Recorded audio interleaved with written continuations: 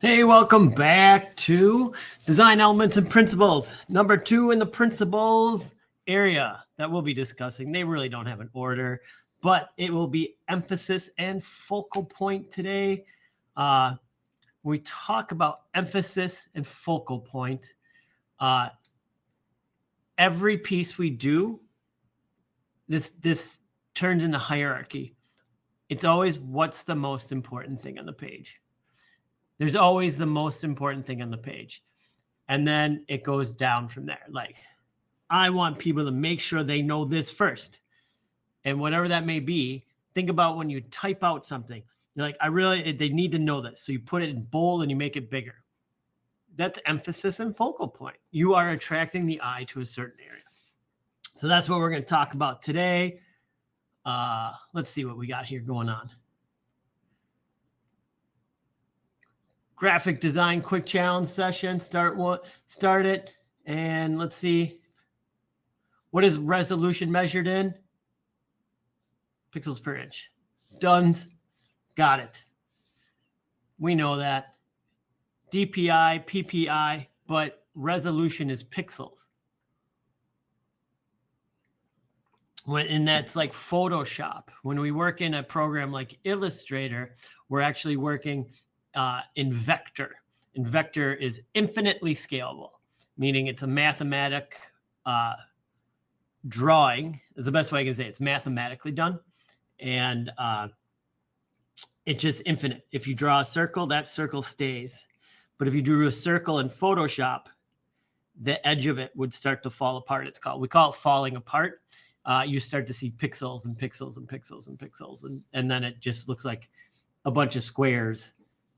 Because it is not infinite. So there you go. Little extra on that one for the design challenge. We got our book on layers.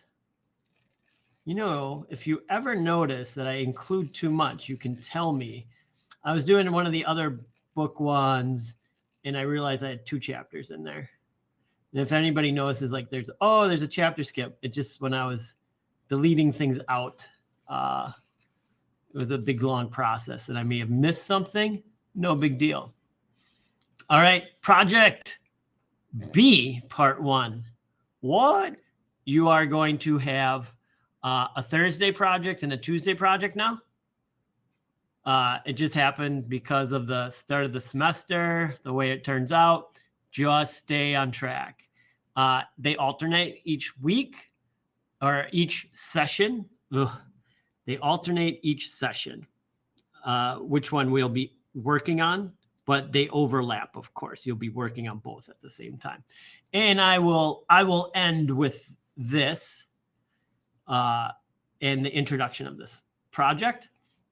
So I think what we can do is jump right into the emphasis lecture, then do double check you know what you're doing for the research, talk about the project, and then we'll talk about this.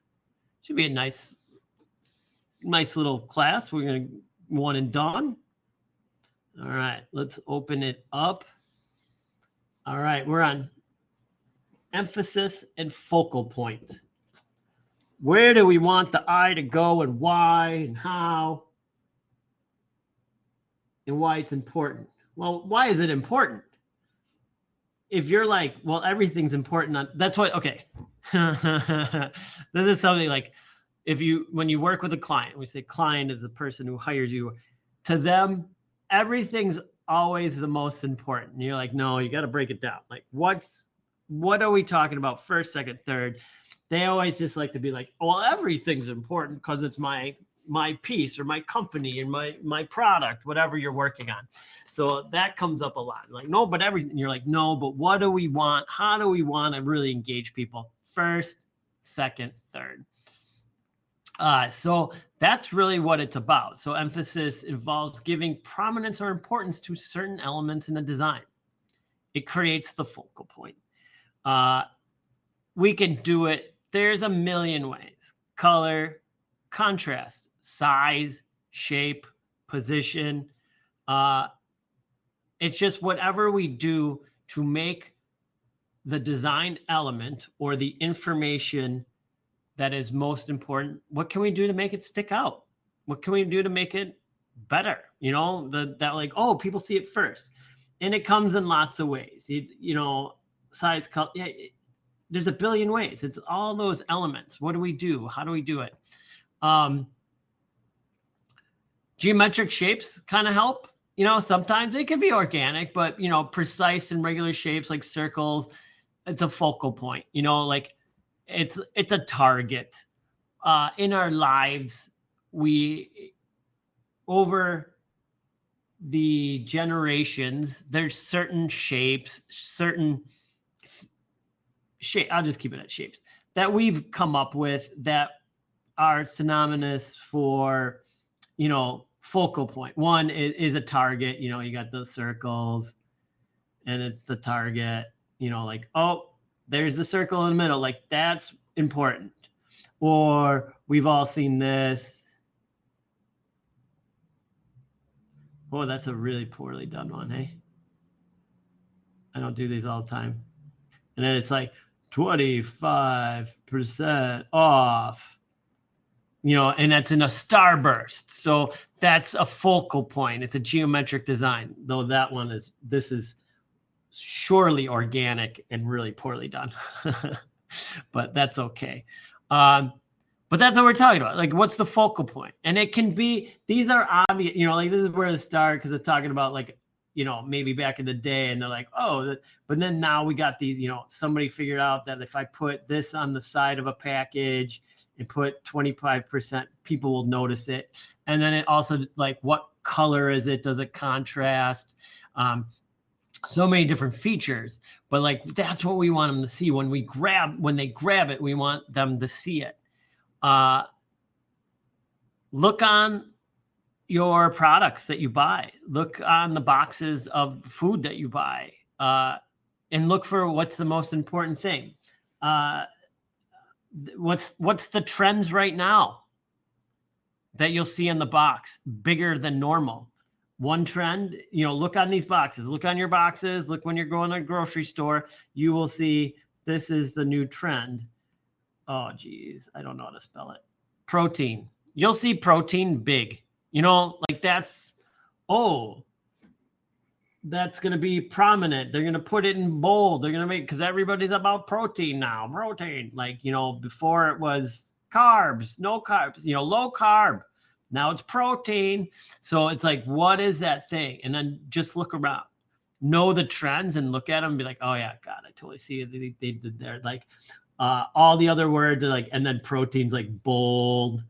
And you're like, yep, can't miss that. They want people to see, not read the whole package, but just grab that one nugget of information that will make them grab the product, buy the product. I made some cash. That's how it works. Contrast in key considerations for emphasis and focal point. Contrast is like a great one. Contrast color, you can contrast size, you can contrast texture. Elements that contrast with their surroundings are more likely to become focal points. If you have a purple field, what's the box? What's the rectangle? And then I put actually that blue is the opposite. But you know, if I draw on that with blue, you're like, why? Well, why am I looking there? You know, it's contrast of color, and then it's a square with a circle. So this is sticking out for a reason. Why is it sticking out? I'm going to put information in there that is significant, and I want it to stand out. Isolation. You got a lot of things. Remember, everybody did my crowded just the way I did it. Not everybody, a lot of people did. And you know, like, if you have a ton of information, and then over here you have something in a different way, people are going to notice that one sticking out. Like, it's to the side, it's not in information, and it's in a box. Well, that's a great place for me to, like, look, it's in a box. It's interesting. I wonder why. You know, placement in our, though I in my examples, I tried to move things around. In our Western culture, we read from top to bottom, left to right. So generally what we do is put the most important information at the top. That's where the title goes. This is not always true anymore. But for the layperson, say somebody wasn't studying graphic design, their first inclination is always like, oh, I'll just put it at the top. Everybody will see it. They're great. That is very, very true.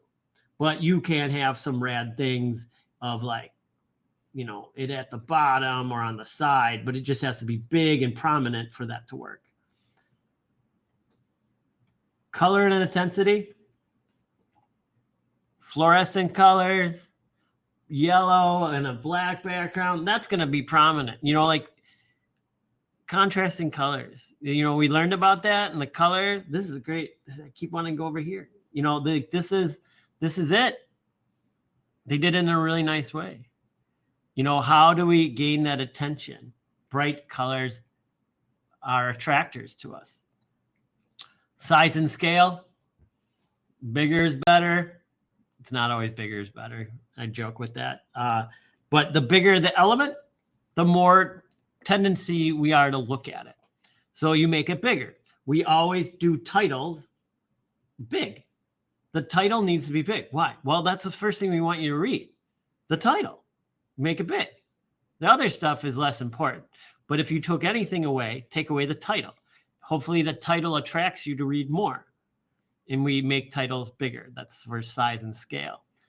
And then repetition and pattern breaks. Now this brings up one of my favorite design words, an anomaly. So breaking a pattern or introducing an element that deviates from repetition can create emphasis.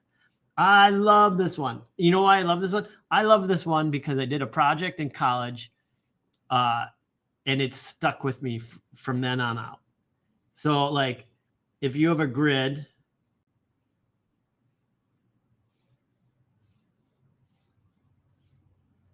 and there's, you know, say there's squares, but then right here, there's a circle. You're like, oh, what's up with the circle? I broke the pattern. I put in an anomaly and I added a circle to the square pattern. So you're like, oh, why is my eye attracted to that? Like, even if these were like solid checkerboard, you would still notice the anomaly of why is there a circle there in all of these.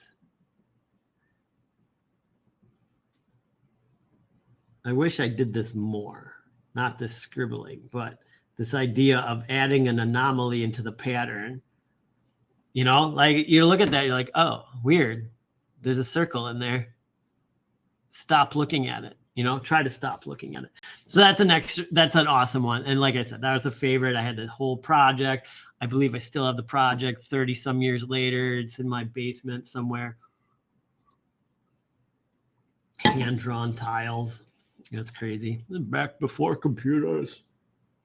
All right, let's look at some examples.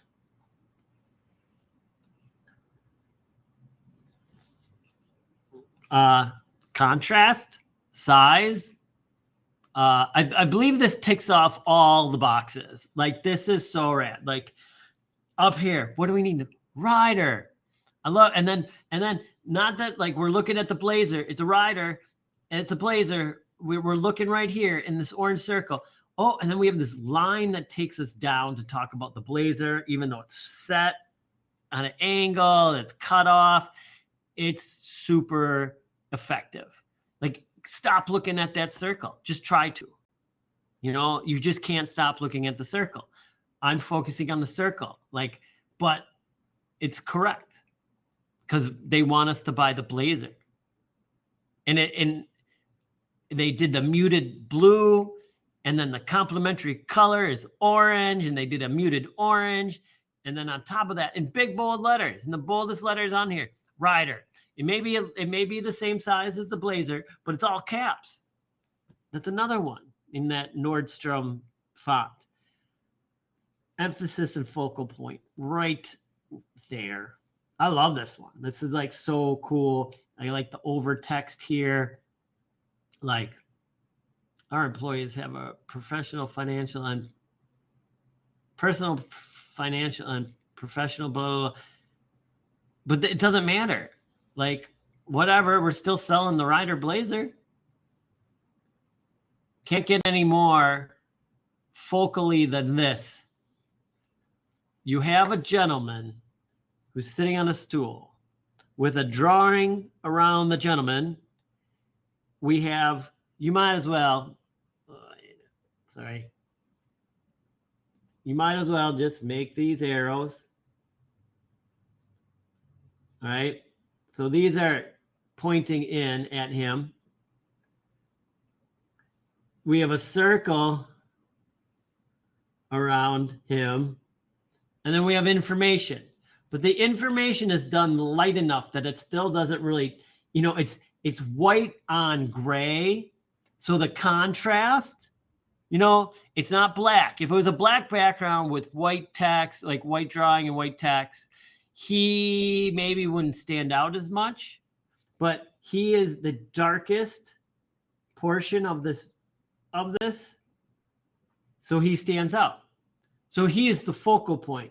But all the elements that we have around him are bringing us to make us know that we're looking at the focal point.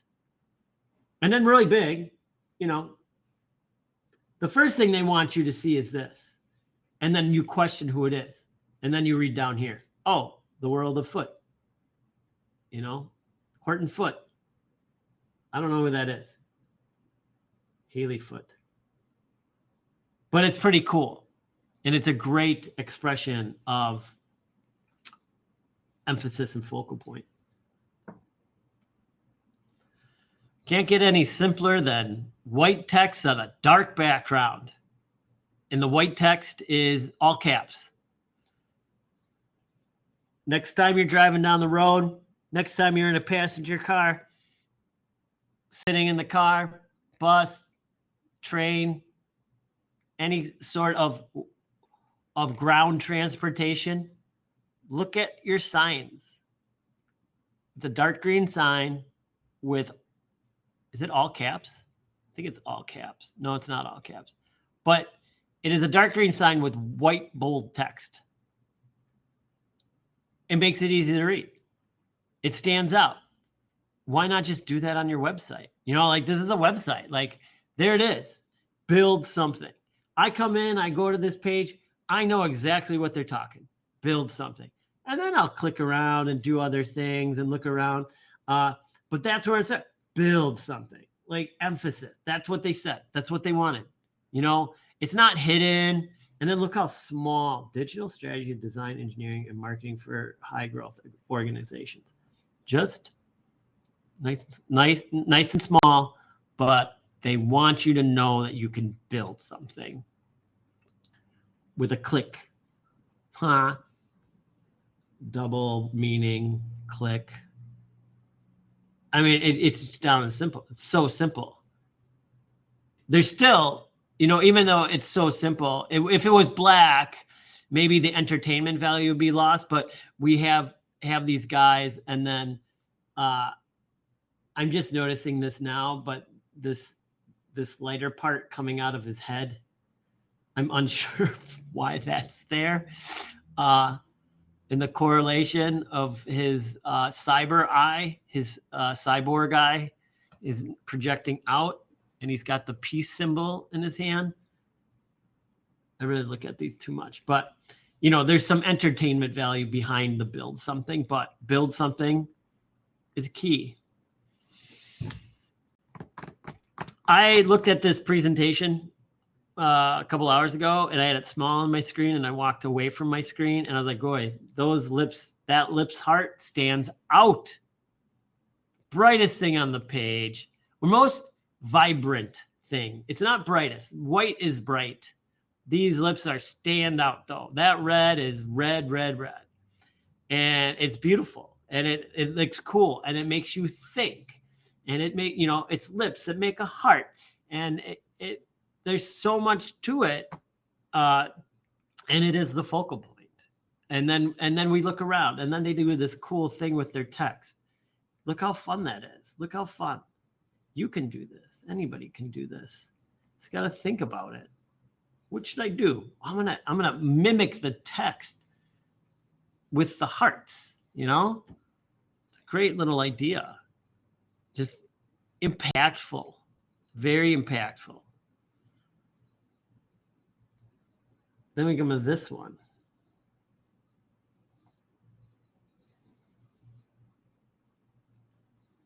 Can I move this?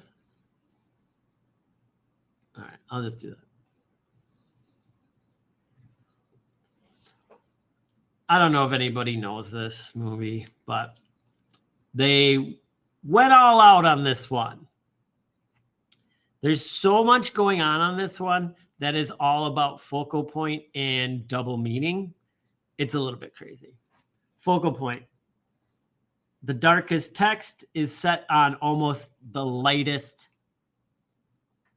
color, contrast, focal point for contrast. They have, again, the reverse of that, light text on almost the darkest part, and this is the header. They want us to read this first. You could look at this as an arrow pointing down, or you could look at this as an X marks the spot. If you know the movie, you know that this character gets stuck by this character. We could almost say that I believe that's sort of what happens. I saw this movie once, and I don't even think I paid attention. But the character, so these are two characters. They're dead in the middle of the, emphasis point. Pay attention to these. Then, because it's the movie, and it's called 127 Hours, this is an hourglass of time, going down. We have bright blue up here. We could say the day is ending down here as time passes. All over the place. This is full of emphasis and focal point, a crazy amount. Every second counts. All in bold. So pretty, it's a good poster. And make fun of the movie a little bit, but based on a true story. It's pretty cool. But yeah, they did so many things when they thought about how this is. And I have no desire to go back and watch the movie, but to see if he's actually ever at a point that looks like this, I'm not sure. Maybe some of you know. This movie's probably pretty old for some of you. It doesn't say the year. Yeah, I'm not about to look it up. So there we go. Emphasis and focal point. Got any questions about emphasis and focal point? All right. Let's play around.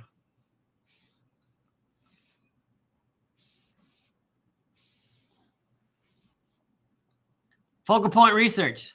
We are doing that in InDesign this week. I've taught you how to do InDesign, how to set it up. You can follow this exactly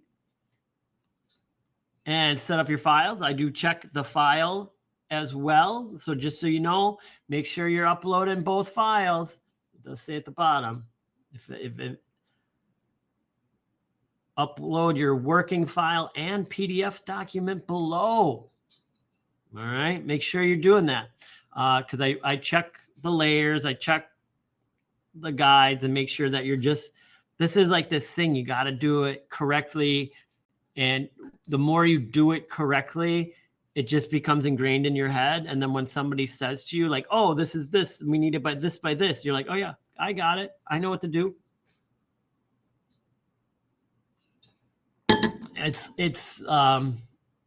I find it hard to find other analogies to talk about like the importance of getting down the base and just being able to create the document into which you put your artwork is almost as important as the artwork, because if your document isn't correct, they can't produce your artwork.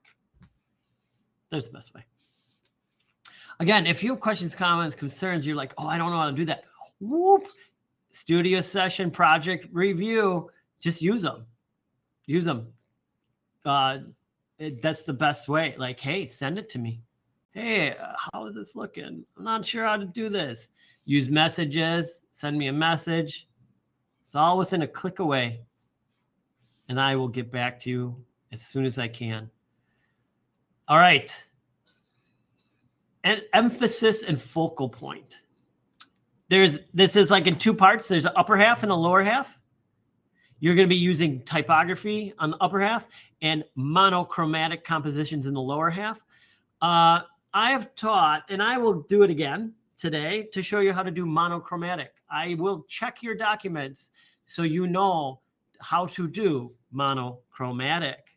Monochromatic is creating the spot color in Illustrator.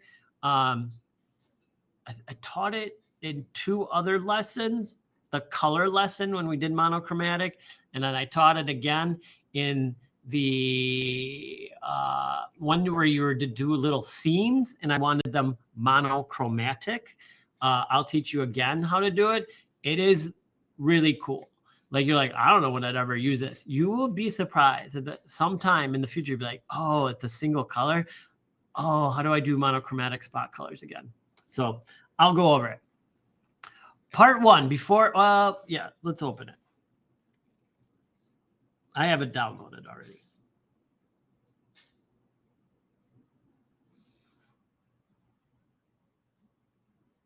All right. Part 1, using typography. As you can see here, I use different fonts. Any different font. I want you to type out the word hierarchy, typography, and alignment. And then each word must show its spoken emphasis in a different way. So I, of course, why would I do hierarchy? Because then everybody would just copy my hierarchy. So I did emphasis.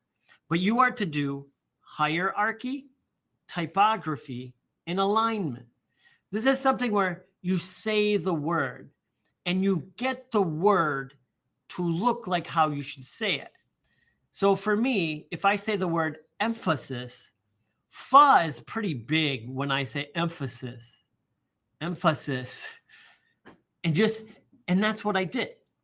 I have my focal point and my emphasis is on how I say the word, but then it's also visually done. So if someone were to read this word, they would know where the inflection should be when they say the word. So I want you to creatively write out hierarchy, typography, and alignment. Do not use the word emphasis, and refer back to the assignment to make sure you use the proper 3 words. You can even, for spelling, you can copy and paste. All right. Any questions on that first part? And again, you know how to reach me. Just if you're too can't ask now, just reach out to me. I don't get it, I'll re-explain it.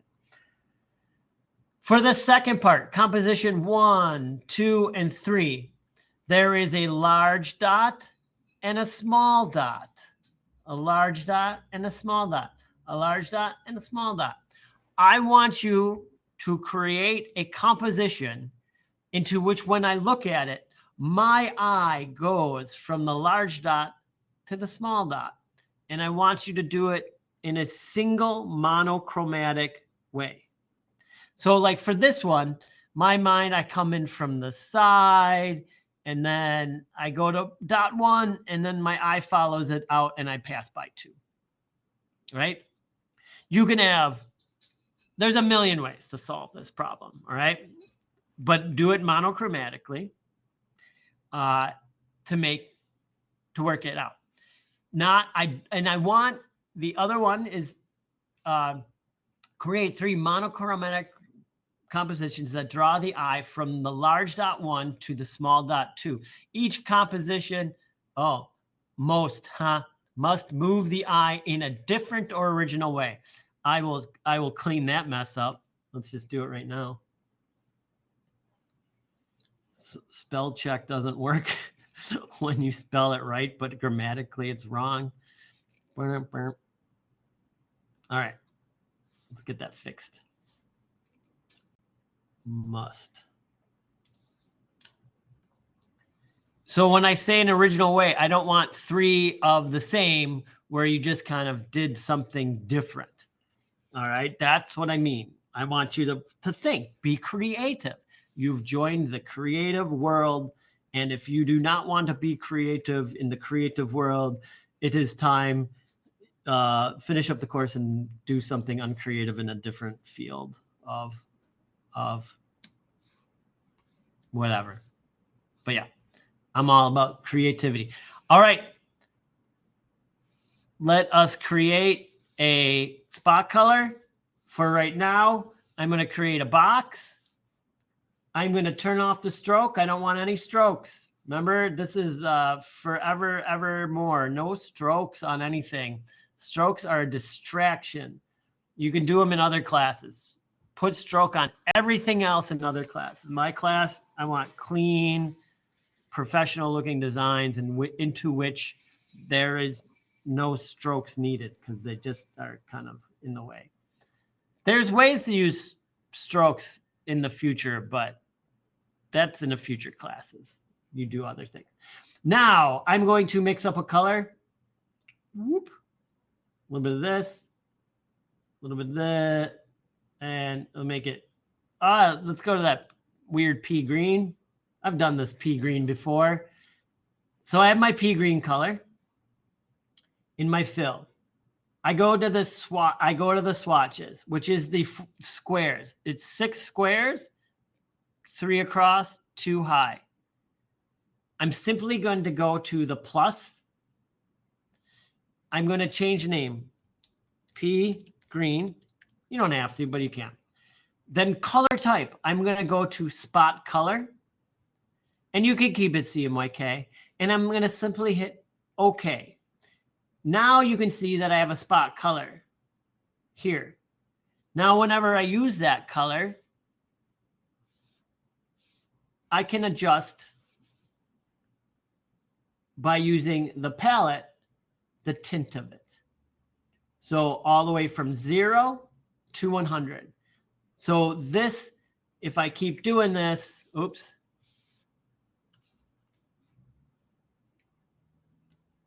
And just copy that, and then I go here and I make that one, and then just playing. This doesn't make any. I'm not making any sense. This is an incorrect, but color correct monochromatic composition, because each one of these, when I click on them, has a spot color of the same fill, and that's what I want you to use. I want you to do the spot color. All right. And then if you go back, you can watch those other videos where I do it, or I do it here in this video. And if you have a question on how to do it, reach out to me, send me a note, a message, plead for help, and I will help you out. So I want something to engage my eye at 1, and then have me go to 2. 1, 2, 1, 2, 1 first, 2 second. And then hierarchy, typography, and alignment are your words. Any questions on the project? All right, let's finish her up.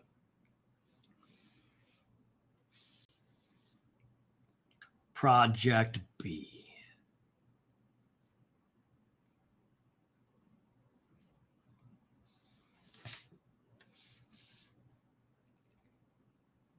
This is similar to the last one. Just research and thumbnails. All right. That's all we're going to do. Research and thumbnails. All right. So you're going to create a presentation template similar, but not exactly to what you did for project A. They're similar, but different. Note that. Oh, you just look, there's different information coming through. There's a simple template you can follow. Project B template, project A, you have your researcher, graphic design, name and photo, research, 5 graphic design examples, 2 paragraphs about the graphic designer, where do you get the information, and then their thumbnails. All right. What you are going to do is you are going to use that original, you are going to be starting on the process of turning that InDesign project you did with the 2 pages, and it's a cover, back cover, a page 1 and a page 2, and you're going to make that into a little pamphlet about a graphic designer of your choice. The graphic designer, discover a graphic designer that you would like to work on. It could be any graphic designer from anywhere in the world in any time period. Past and present, anybody. I wish I could say future, but.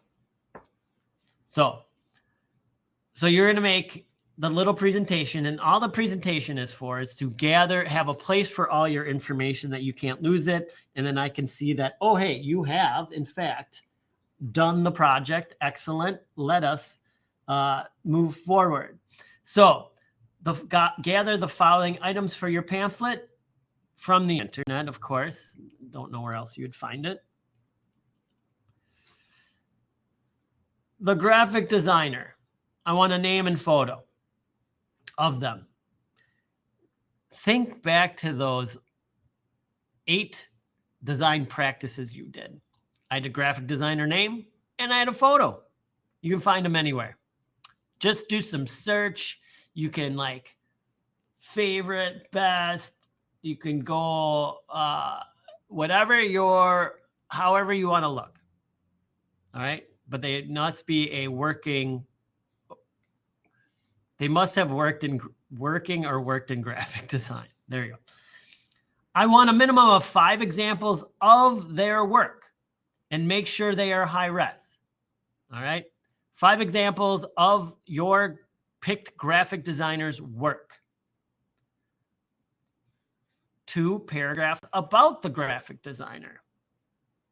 Again, very similar to what you've seen in this class already. It's just now you're finding it. And it falls in line. You do some research, you find the graphic designer, you find their name, you get the photo, you look at 5 examples of the work. Make sure the examples are of their work and not people emulating their work. Sometimes I can catch that and let you know, like, oh, that's not a person you're talking about. That's like somebody copied it. So really good graphic designers have a lot of people who copy that style and then do almost like the same work, but it's like a parody of it. And so you got to make sure you're not showing me a parody of their work. So that's for the 5 examples. 2 paragraphs about the graphic designer. A lot of graphic designers have their own website. I don't care if you use Wiki, just 2 paragraphs. And then the site where you got the written information. So if you use Wikipedia, and I just want a site. It's looking for more information. Then you will draw 3 thumbnail sketches for your pamphlet.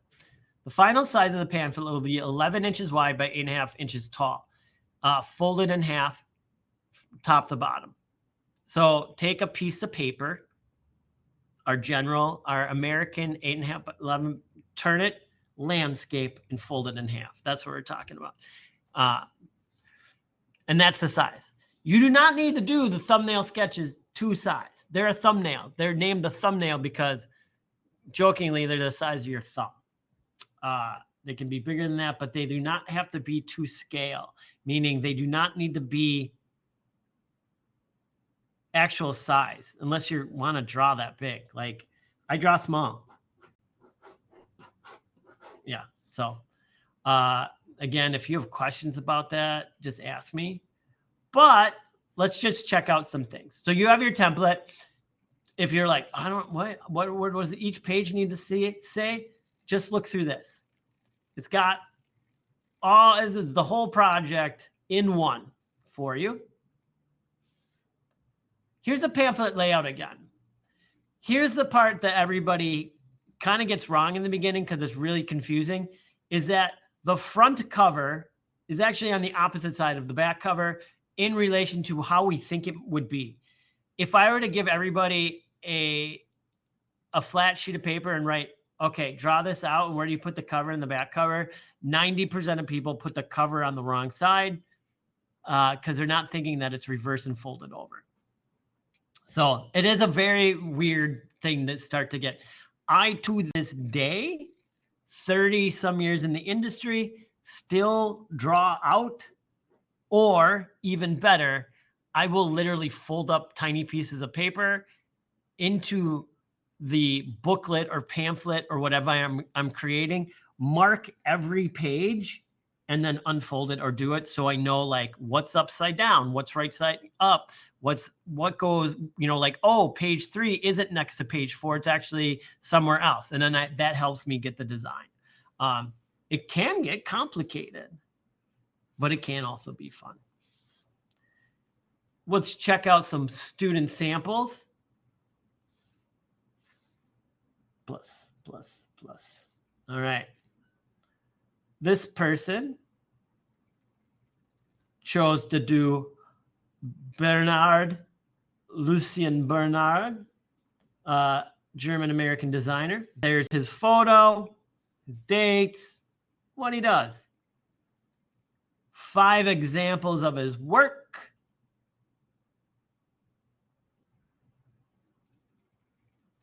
Two paragraphs about and where they found the information. Look for graphic design websites. There are a lot of like industry graphic design, print, communication arts, AIGA. Like there's a ton of them out there.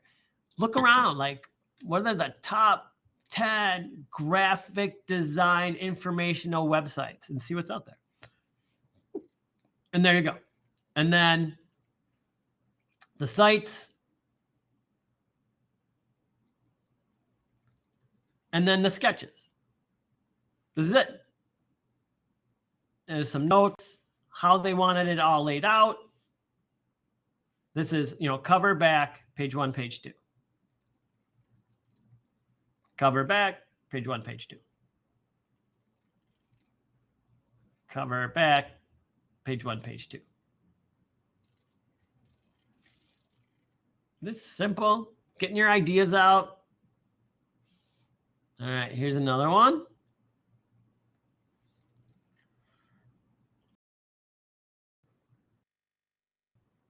Oh, okay, we're still there. Jessica Walsh.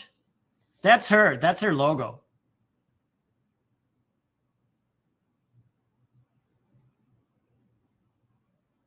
I have no idea. I've never, now I'm first looking at this. And I don't know. I don't get it. I have to do some research on it. 5 pieces. This is even more. 1, 2, 3, 4, 5, 6.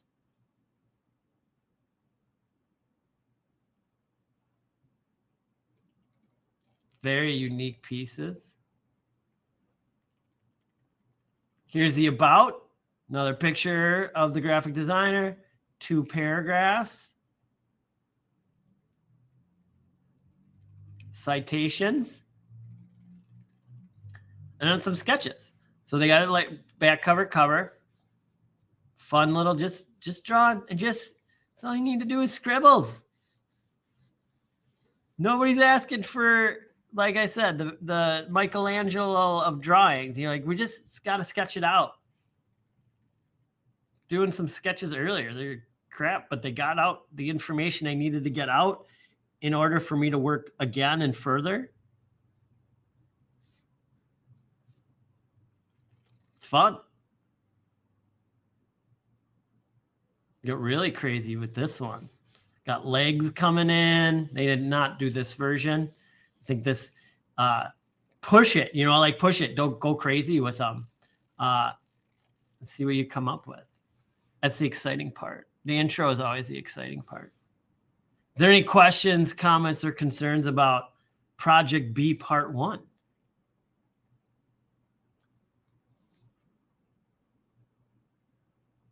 All right, well, wonderful.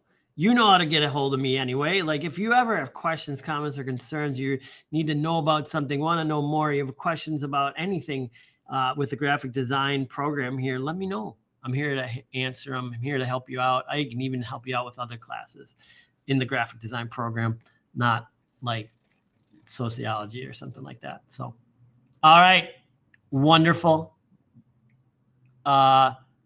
Coming into Thanksgiving break next week.